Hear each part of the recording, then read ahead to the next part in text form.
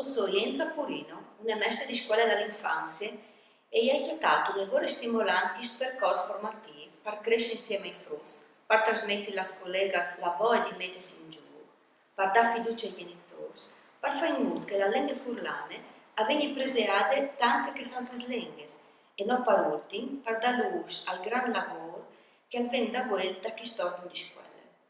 Poi si è due percorsi, relè e l'insieme del Guggenheim e musica e colori e emozioni, per dare la possibilità ai fruttini di essere liberi di pandi la loro inventiva, la loro inesauribile fantasia, senza regole o giudizi, pinelanti in libertà, senza imposizioni di nessuna fatte e senza regole compositive, per far saltare fuori tutta la forza della creatività.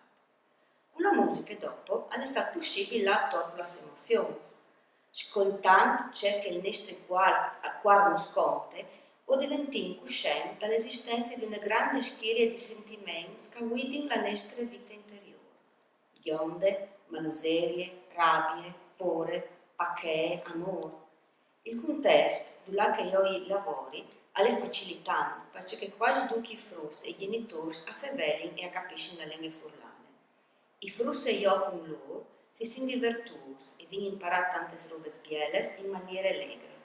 Questo lavoro splendoroso, di sicuro impegnativo ma di grande levate, mi aiuterà all'avvenire a fare percorsi innovativi, con il coinvolgimento delle colleghe di PLES, dall'istituto, di ordini di scuole differenti, perché così ho la possibilità di sviluppare idee, di condividere con altri per crescere insieme, imparare la lingua e tutti i contenuti che ho voluto veicolare attraverso di lei. E come e facendo un lam dalla smesse idee.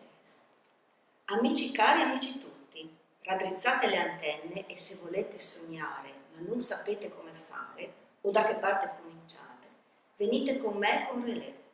Scoprirete che grazie ai quadri del Museo Guggenheim e all'inesauribile fantasia dei bambini si può imparare facilmente la lingua friulana, ma soprattutto si compie una magia.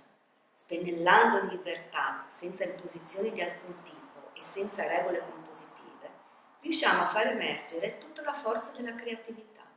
E non è finita qua.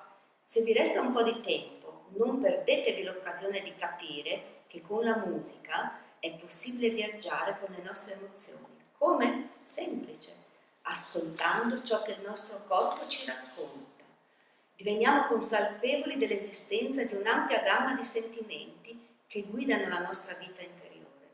Gioia, tristezza, rabbia, paura, calma, amore. Insomma, per farvela breve, sarà molto più facile, divertente ed economica rispetto ad una seduta dello psicoterapeuta